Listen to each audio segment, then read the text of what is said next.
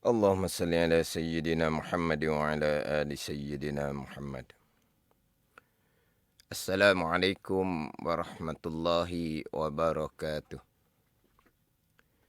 Alhamdulillahi rabbil alamin. Wassalatu wassalamu ala Sayyidin mursalin.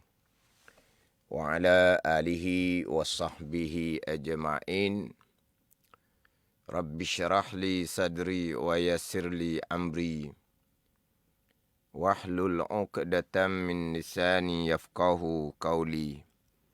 Subhanaka la ilma lana illa ma 'allamtana. Innaka antal alimul hakim. Wala hawla wala quwwata illa billahil aliyyil azim. Syukur alhamdulillah. Bersua kembali kita untuk minggu ini di Manis FM dalam program Talaki Safinatun Najah menggunakan kitab Safinatun Najah. Hari ini hari Jumaat sebagai hari ilmu di Manis FM. Setiap jam 6 petang kita akan bersama-sama menimba ilmu pengetahuan dalam soal agama. Kita juga sekarang ini bersiaran langsung di FB Manis FM dan anda semua boleh kongsikan live tersebut bersama yang lain.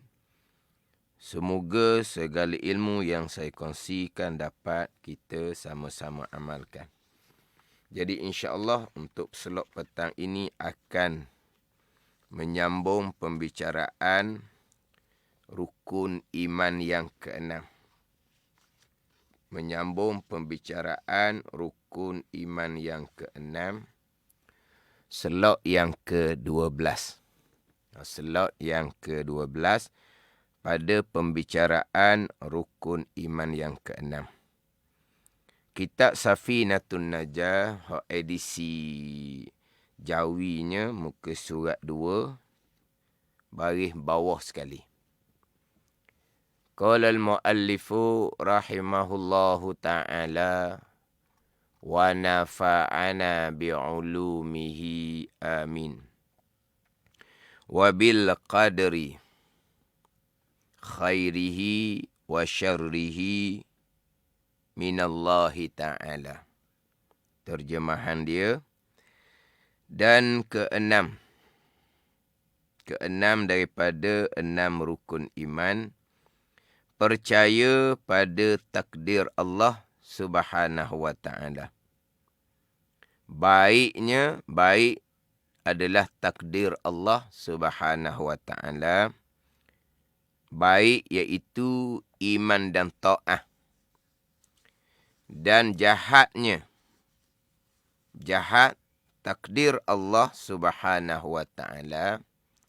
Jahat iaitu kufur dan maksiyah. Berlaku kekufuran pada seseorang, berlaku maksiyah pada seseorang adalah takdir Allah Subhanahu wa ta'ala. Baiknya dan jahatnya daripada Allah Subhanahu wa ta'ala, yakni daripada kehendak Allah, ketentuan, ketetapan, keputusan Allah yang bersifat dengan iradah, muwafaqah dengan sifat ilmu Allah Subhanahu wa ta'ala. Allah yang bersifat dengan iradah telah menentukan segala-gala perkara, baik ataupun jahat, pada sedia kala. Muwafaqah dengan ilmu Allah, Allah mengetahui segala-gala perkara pada sedia kala. Ketentuan azali, yakni qada Allah Subhanahu wa ta'ala, dan daripada perbuatan Allah Subhanahu wa ta'ala.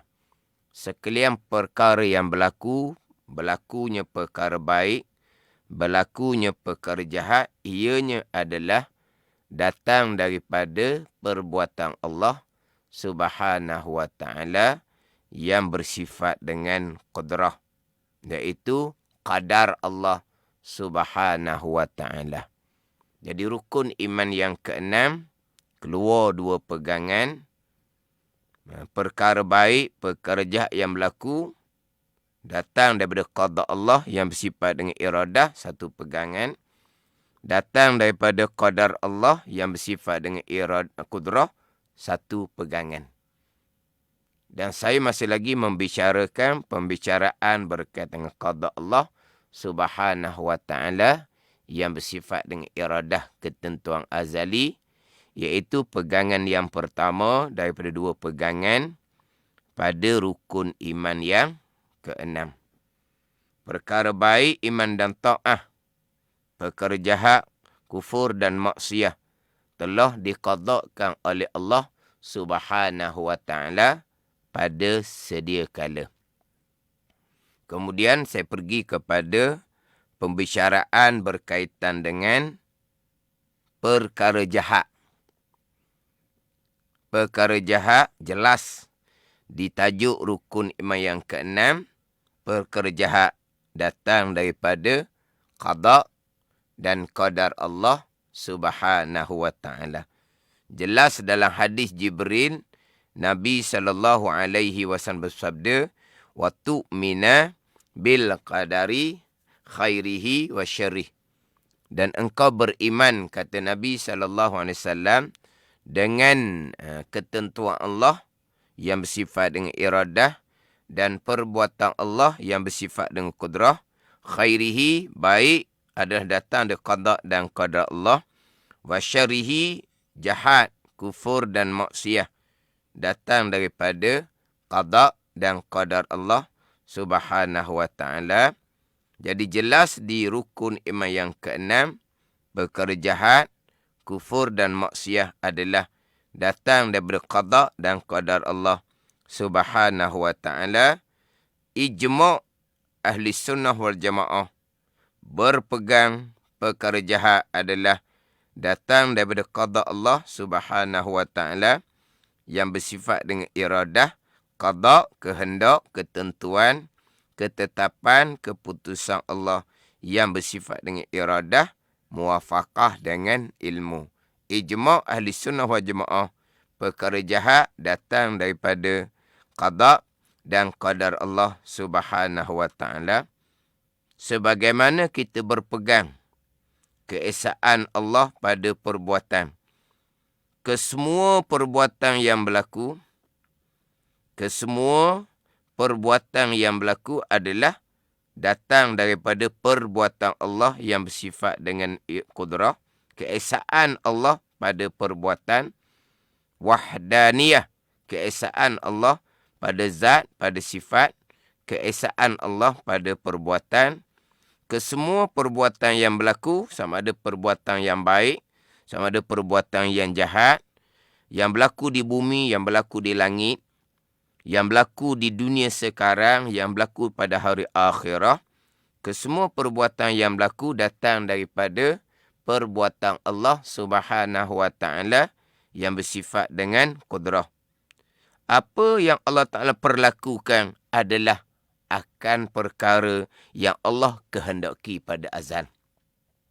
Jadi sebagaimana kesemua perbuatan yang berlaku baik dan jahat, keesaan Allah, tauhid, wahdaniyah pada perbuatan, apa yang berlaku termasuk perkara jahat yang Allah perbuat akan barang yang perkara jahat yang Allah kehendak pada azal.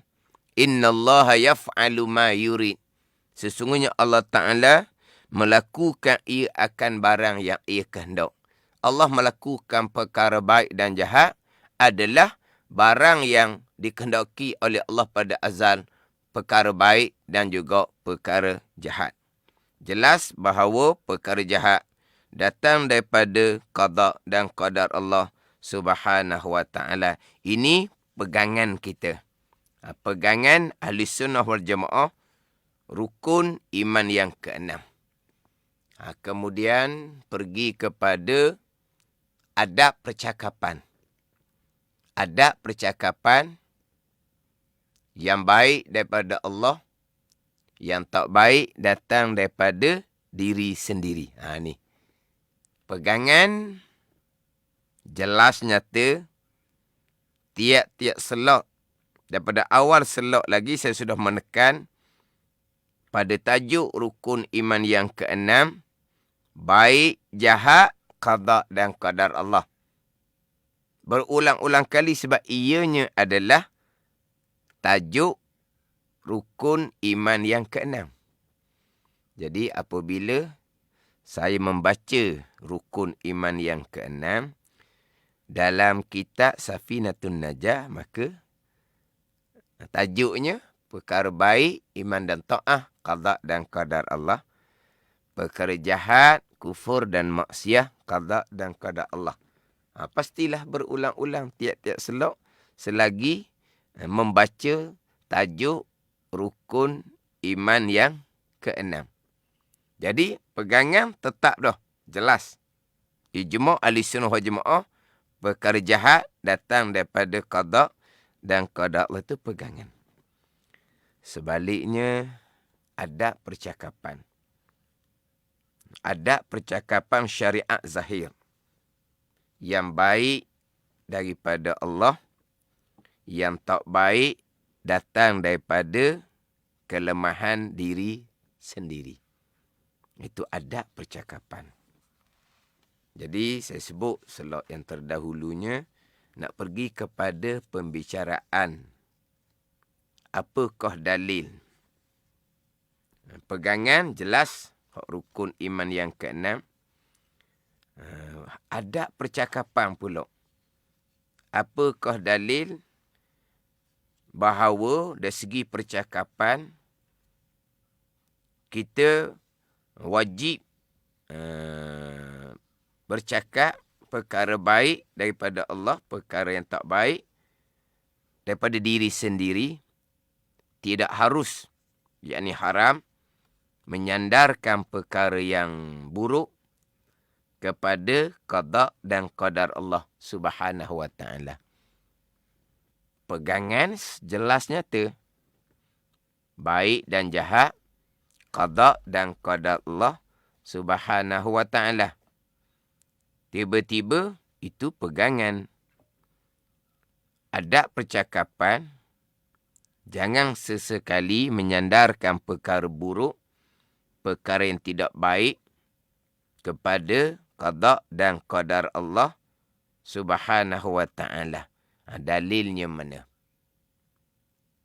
Sebagaimana saya pernah sebut sebelum ni, dalam surah An-Nisa ayat yang ke-78, kemudian surah An-Nisa ayat yang ke-79. Surah An-Nisa ayat ke-78, kemudian surah An-Nisa ayat yang ke-79. Surah An-Nisa ayat 78, Allah Ta'ala berfirman, Qul kullum min indillah. Kata alimu ya Muhammad, sekalian perkara datang daripada sisi Allah Subhanahu wa ta'ala. Sekalian perkara datang daripada sisi Allah Subhanahu wa ta'ala. Sekalian perkara daripada perkara baik, sekalian perkara daripada perkara yang jahat, datang daripada sisi Allah Subhanahu wa ta'ala. Itu pegangan kita. Surah An-Nisa ayat yang ke-79, Allah Ta'ala berfirman, Ma asabaka min hasanatin faminallah, wa ma asabaka min sayyiatin famin nafsik. Apa-apa kebaikan yang berlaku pada engkau ya Muhammad datang daripada Allah, dan apa-apa keburukan yang berlaku pada engkau ya Muhammad datang dari diri engkau sendiri. Itu adab percakapan. Apa-apa kebaikan yang berlaku pada engkau ya Muhammad, maka daripada Allah Subhanahu wa ta'ala. Dan apa-apa keburukan yang berlaku pada engkau ya Muhammad, maka datang daripada diri engkau sendiri. Yang baik daripada Allah, yang tak baik datang daripada diri sendiri. Itu adab percakapan. Pegangan Qul kullum min indillah. Kata Imam Muhammad, sekalian perkara datang daripada Allah Subhanahu wa ta'ala. Itu pegangan. Hak jelas pada tajuk rukun iman yang keenam. Tapi kena kena jaga pula adab percakapan. Pegangan cukup jelas. Tapi kita kena perjelaskan. Itu pegangan rukun iman yang keenam. Iman kita. Akidah pegangan kita. Baik dan jahat datang daripada qada dan qadar Allah Subhanahu wa ta'ala. Maka kena sentiasa peringat. Adab percakapan, jangan sesekali menyandarkan perkara yang tidak baik kepada qada dan qadar Allah. Tidak diharuskan pada syarak. Hukumnya adalah haram menyandarkan perkara yang tak baik kepada qada dan qadar Allah. Nanti saya akan perincilah hukum menyandarkan perkara yang tidak baik pada qada dan qadar Allah. Manakah yang diharamkan pada syarak dan manakah bukan setakat diharamkan pada syarak. Menyandarkan perkara yang tidak baik pada qada dan qadar Allah. Bahkan wal'iyazabillah terkadang boleh bawa kepada kekufuran. Dan ada juga situasi yang mana syarak membenarkan menyandarkan keburukan kepada Allah Subhanahu wa ta'ala. InsyaAllah saya akan bicara nantilah. Saya nak fokus terlebih dahulu, nak tumpu terlebih dahulu kepada dalil berkaitan dengan adab percakapan. Pegangan segala-gala perkara, baik dan jahat, qada dan qadar Allah Subhanahu wa ta'ala. Adab percakapan yang baik daripada Allah, yang tak baik datang daripada diri sendiri. Pegangan hadis Jibril, rukun iman ke-6, wa tu'mina bil qadari khairihi wa syarih. Itu pegangan. Dan engkau beriman dengan kehendak Allah dan perbuatan Allah, baik dan jahat datang daripada kehendak dan perbuatan Allah. Nabi SAW bersabda dalam hadis yang lain, dalam bacaan doa kunut Nabi SAW, bacaan doa kunut Nabi SAW bukan satu bacaan. Dia ada berbagai-bagai bacaan. Tapi kita yang kunut ni satu je lah bacaan yang kita tahunya. Allahumma hdini fiman hadait. Itu yang kita tahu. Ada lagi bacaan kunut Nabi SAW. Di antara bacaan kunut Nabi SAW, wal khairu kulluhu fi yadaik wasyarru laysa ilaik. Wal khairu kulluhu fi yadaik wasyarru laysa ilaik. Dan kebaikan sekaliannya sekalian kebaikan pada sisi engkau ya Allah. Dan kebaikan sekaliannya sekalian kebaikan pada sisi engkau ya Allah. Dan kejahatan wasyarru laysa ilaik, dan kejahatan tiada dinisbahkan, tiada disandarkan kepada engkau ya Allah. Kebaikan sekaliannya di sisi engkau ya Allah, dan kejahatan tidak disandarkan, tidak dinisbahkan kepada engkau ya Allah. Ini adab percakapan. Kemudian saya nak pergi kepada adab percakapan dalam suratul Kahfi.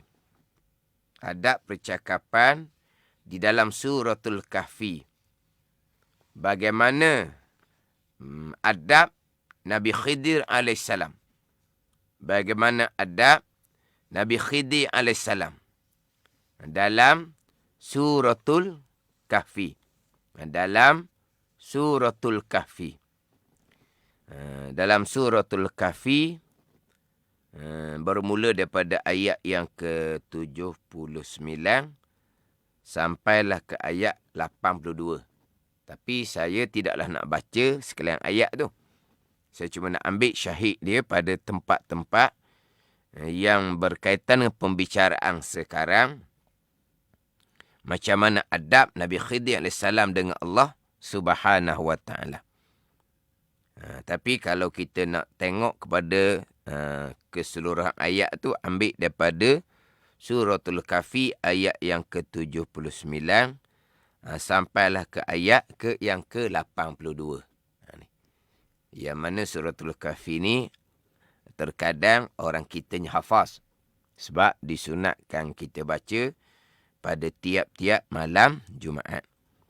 Dalam Suratul Kahfi ayat yang ke-79 Allah Ta'ala berfirman, Ammas safinatu fakanat limasakina ya'maluna fil bahri fa'aradtu an a'ibaha wa kana wara'ahum malikun ya'khuzu kulla safinatin ghasba wa kana wara'ahum malikun ya'khuzu kulla safinatin ghasba. Itu ayat yang ke-79. Jawapan Nabi Khidir AS kepada Nabi Musa AS. Apakah hikmah perkara yang dilakukan oleh Nabi Khidir AS? Pertama, merosakkan perahu yang ditumpang. Yang kedua, membunuh seorang kanak-kanak. Yang ketiga, menegakkan dinding yang runtuh pada satu tempat. Sebelum berpisah Nabi Khidir AS dengan Nabi Musa AS, Nabi Khidir pun jawab apakah hikmah daripada perbuatan Nabi Khidir AS tersebut. Jadi jawab surah ni ayat 29 itu adalah jawapan Nabi Khidir AS. Fa'aradtu an a'ibaha. Itu syahid dia, tempat yang kita nak ambil tumpuan. Kemudian ayat yang ke-82, wa ammal jidaru fakana li ghulamaini yatimaini fil Madinah wa kana tahtahu kanzun lahuma wa kana abuhuma salihah fa arada rabbuka an yablugha ashuddahuma wa yastakhrija kanzahuma rahmatan min rabbik. Jadi tempat syahid yang saya nak tumpunya adalah fa arada rabbuka an yablugha ashuddahuma. Ayat yang ke-82. Ayat yang ke-79, fa'aradtu an a'ibaha. Itu perhati molek. Fa'aradtu an a'ibaha. Ayat 79. Ayat ke-82. Fa'arada rabbuka an yablugha ashuddahuma. Ayat 79 berkaitan dengan perahu yang dirosakkan oleh Nabi Khidir AS, yang mana perahu tu adalah perahu orang miskin yang bekerja sebagai nelayan di laut.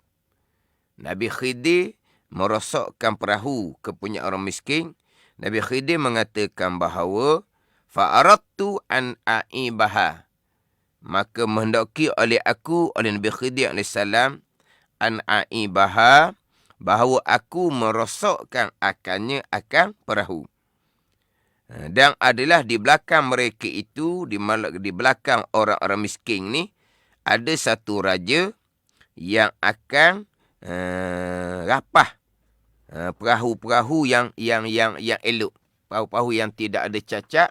Raja tu akan rapah. Kata Nabi Khidir AS. Nabi Khidir mengatakan, fa'aradtu an a'ibaha, maka telah menghendaki oleh aku, kata Nabi Khidir, akan bahawa mencacat oleh aku, merosak oleh aku akannya, akan safinah, akan perahu. Kita pergi kepada ayat yang ke-82, dinding yang ditegakkan, dinding yang runtuh, yang ditegakkan, yang didirikan kembali oleh Nabi Khidir. Dinding tu adalah bagi dua orang kanak-kanak yang yatim. yang mana di bawah dinding yang runtuh tu ada harta yang tersembunyi. Yang mana harta tu adalah milik kepada ayah kepada kedua anak yatim tadi, ayah yang soleh. Nabi Khidir mengatakan, fa'arada rabbuka an yablugha ashuddahuma. Maka telah menghendaki oleh Tuhan engkau ya Musa akan bahawa mereka cukup umur. Dua anak yatim itu cukup umur dan dapat mengeluarkan harta yang tersembunyi di bawah dinding yang runtuh yang didirikan oleh Nabi Khidir AS. Di situ, sidang pendengar cuba fokus sedikitlah. Apa perbezaan di situ? Nabi Khidir AS merosokkan perahu. Nabi Khidir AS mendirikan dinding yang runtuh. Nabi Khidir AS merosokkan perahu yang ditumpangi yang menjadi milik orang miskin. Nabi Khidir mendirikan dinding kepunyaan dua orang anak yatim yang ada di bawahnya harta kepunyaan ayah kedua anak yatim, ayah yang soleh. Jadi Nabi Khidir yang pertama merosokkan perahu. Nabi Khidir yang kedua mendirikan dinding yang runtuh. Nabi Khidir yang melakukan perbuatan Nabi Khidir AS yang ditegur oleh Nabi Musa AS. Satunya, Nabi Khidir merosokkan perahu yang ditumpangi. Keduanya, Nabi Khidir mendirikan dinding yang runtuh. Cuba kita tengok baik-baik. Hak Nabi Khidir merosokkan perahu, Nabi Khidir mengatakan, fa'aradtu an a'ibaha. Maka telah menghendaki oleh aku akan bahawa mencacat oleh aku akan perahu. Berbeza dengan Nabi Khidir AS mendirikan dinding yang runtuh. Nabi Khidir mengatakan, fa'arada rabbuka an yablugha ashuddahuma. Maka telah menghendaki oleh Tuhan engkau ya Musa akan bahawa sampai umur baligh kedua-dua anak yatim tu. Perbezaan nyata di situ, merosokkan perahu, maka aku kehendak. Kata Nabi Khidir AS, aku kehendak. Sebaliknya, mendirikan dinding yang runtuh, fa'arada rabbuka, maka telah menghendaki oleh Tuhan engkau ya Musa. Nabi Khidir merosokkan perahu, maka telah menghendaki oleh aku akan bahawa aku merosokkan perahu. Sebaliknya menegakkan dinding yang runtuh, maka telah menghendaki oleh Tuhan engkau ya Musa akan bahawa sampai umur baligh kedua-dua anak yatim. Beza di situ. Satunya, maka telah menghendaki oleh aku, kata Nabi Khidir, akan bahawa aku merosokkan perahu.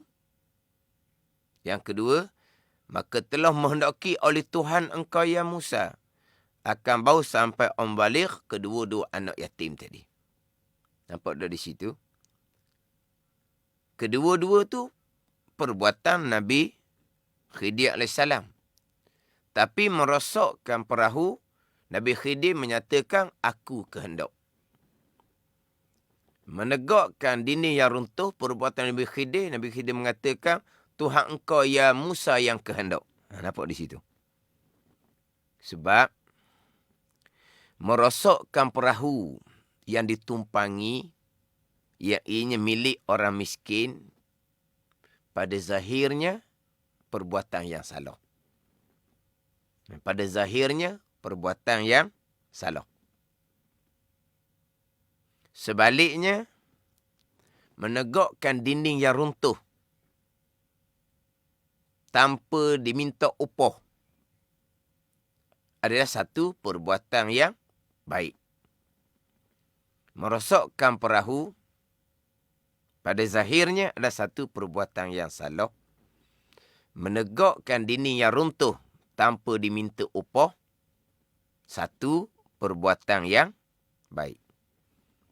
Jadi merosokkan perahu pada zahirnya perbuatan yang salah. Nabi Khidir tidak menyandarkan kepada kehendak Allah Subhanahu wa ta'ala. Bukan Nabi Khidir mengatakan, fa'aradtu an a'ibaha, maka telah menghendaki oleh aku. Nabi Khidir AS akan bahawa merosokkan aku akan perahu. Walaupun hakikinya, perbuatan Nabi Khidir merosokkan perahu adalah kehendak Allah Subhanahu wa ta'ala pada azal. Nabi Khidir merosokkan perahu adalah qada Allah Subhanahu wa ta'ala pada azal. Tetapi merosokkan perahu pada zahirnya perbuatan yang salah, maka Nabi Khidir tidak sandarkan kepada kehendak Allah Subhanahu wa ta'ala. Sebalik Nabi Khidir mengatakan, aku kehendak. Kehendak oleh aku. Walhal sama sahaja. Sebagaimana Nabi Khidir menegakkan dinding yang runtuh adalah kehendak Allah, Nabi Khidir merosokkan perahu pun adalah kehendak Allah Subhanahu wa ta'ala. Tetapi Nabi Khidir menegakkan dinding yang runtuh, Nabi Khidir menyandarkan, fa'arada rabbuka an yablugha ashuddahuma, maka telah menghendaki oleh Tuhan engkau ya Musa akan bahawa sampai umur balik, sampai besar, dua kanak-kanak yang yatim tadi. Jadi menegakkan dinding runtuh, kehendak Tuhan engkau ya Musa. Tapi terdahulunya merosokkan perahu, maka telah menghendaki oleh aku. Jadi maknanya yang elok, yang baik kehendak Allah, qada dan qadar Allah. Yang rupa buruk, yang rupa salah, tidak disandarkan kepada kehendak, qada dan qadar Allah. Sebaliknya, disandarkan kepada diri sendiri. Tu sidang pendengar, cuba tengok moleklah tu. Satunya, fa'aradtu an a'ibaha, Suratul Kahfi ayat yang ke-79. Suratul Kahfi ayat ke-80. Fa'arada rabbuka an yablugha ashuddahuma. Ni ambil ayat ni, ayat yang duk baca semua ni. Jadi dua ayat ni hafal lah. Tak hafal sepenuh ayat pun, apa pendek tu tak apa dah.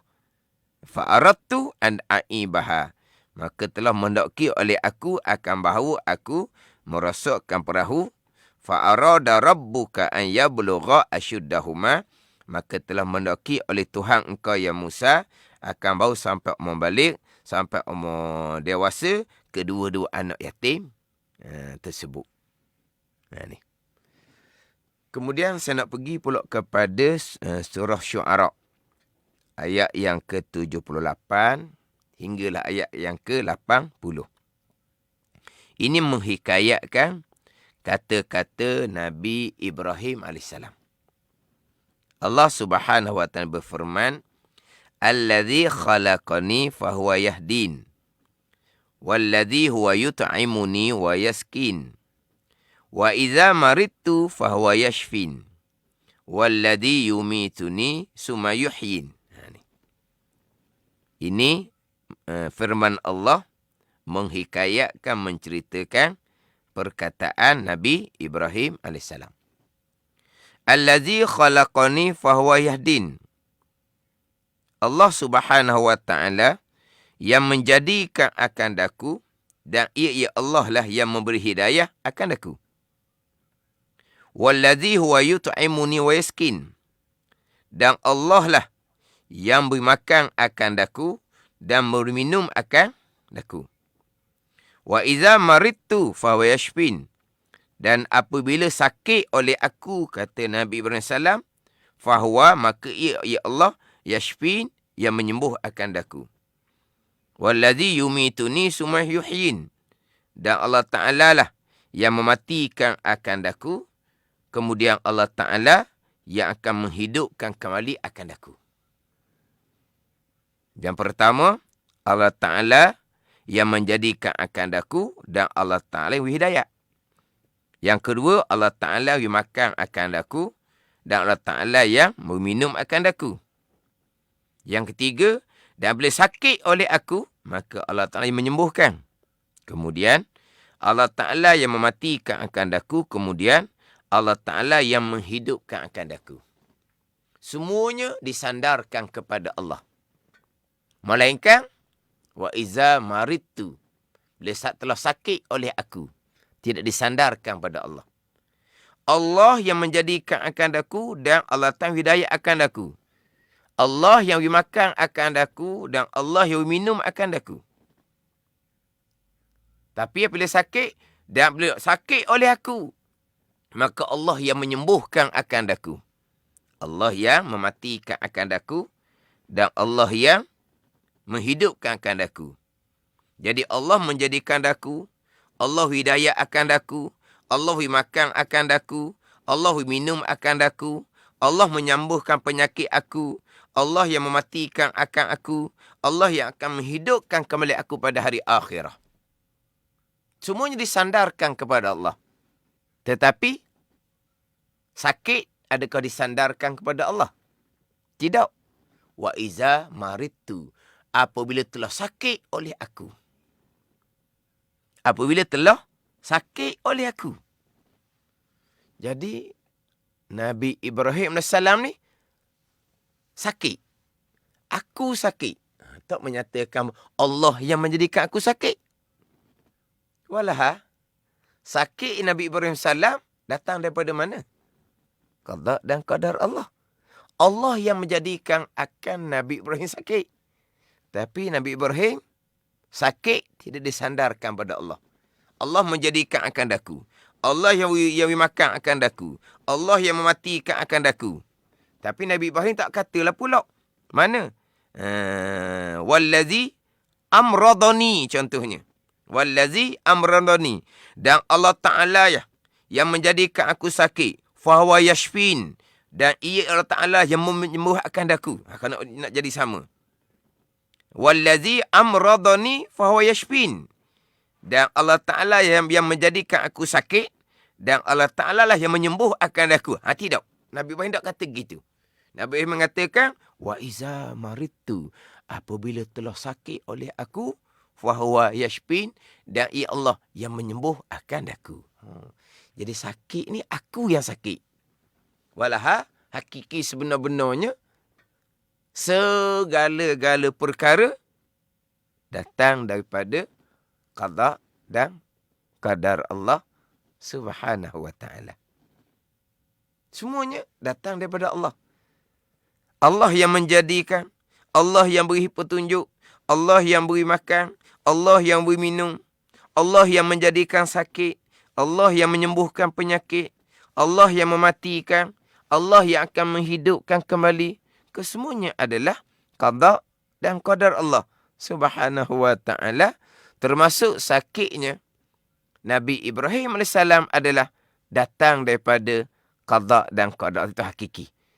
Tapi Nabi Ibrahim tidak menyandarkan sakit itu datang daripada Allah. Sebaliknya Nabi mengatakan, wa iza maridtu fahuwa yashfin. Dan apabila telah sakit oleh aku, fahuwa yashfin, maka ia Allah lah yang menyembuhkan daku. Itu panggil adab. Hak sakit, aku sakit. Bukan Allah yang menjadikan aku sakit. Itu dipanggil adab. Hakikinya, kesemuanya datang daripada Allah Subhanahu wa ta'ala.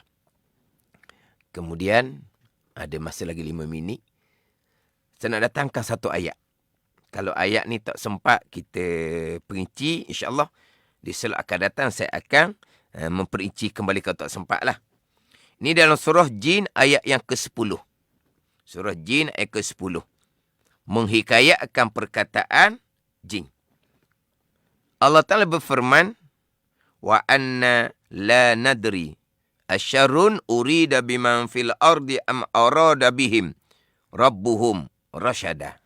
Ini mungkin lebih halus sedikit lah untuk diamati oleh sidang pendengar. Sidang pendengar kena Kena apa ni? Kena perhati molek lah. Sebab ni dia agak kena fokus sikit untuk memahami ayat ni Allah Ta'ala menghikayatkan perkataan jin. Wa anna la nadri asyarun urida biman fil ard am arada bihim rabbuhum rasyada. Dan sesungguhnya kata jin, kami tidak menyendari, kami tidak mengetahui, adakah dikehendaki akan kejahatan dengan mereka, dengan manusia yang ada di bumi, ataupun telah menghendaki oleh dengan mereka itu, dengan mereka yang ada di bumi manusia, oleh Tuhan mereka akan kebaikan. Kami tidak menyadari, kami tidak mengetahui, adakah telah dikehendaki akan kejahatan dengan mereka, dengan manusia yang berada di bumi, ataupun telah menghendaki dengan mereka itu, dengan mereka yang ada di bumi, ada manusia, oleh Tuhan mereka akan limpah kebaikan. Satunya dikehendaki urida dengan bina majhul. Bina majhul. Mabdiyun lil maf'ul dipanggil.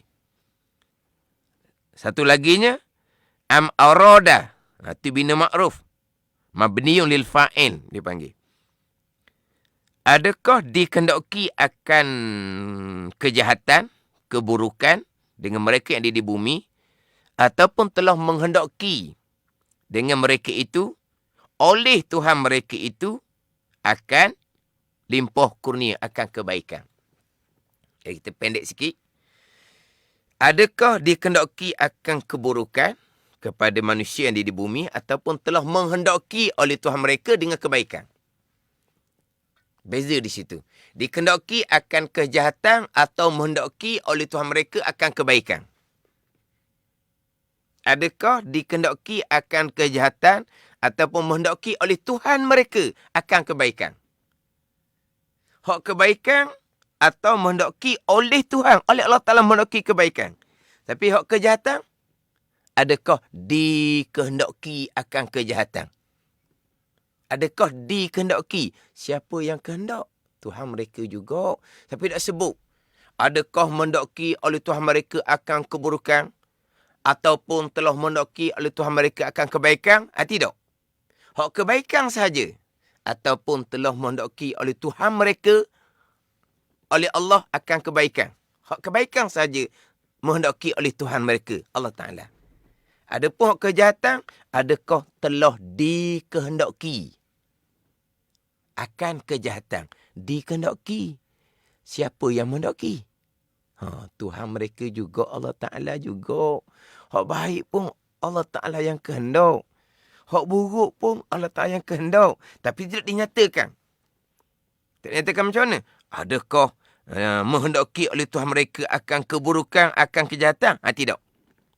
Adakah dikehendaki akan kejahatan ataupun menghendaki akan kebaikan oleh Tuhan mereka? Hakikinya, kejahatan, keburukan, kebaikan, semuanya dikehendaki oleh Allah Subhanahu wa Ta'ala. Tetapi tidak dinyatakan.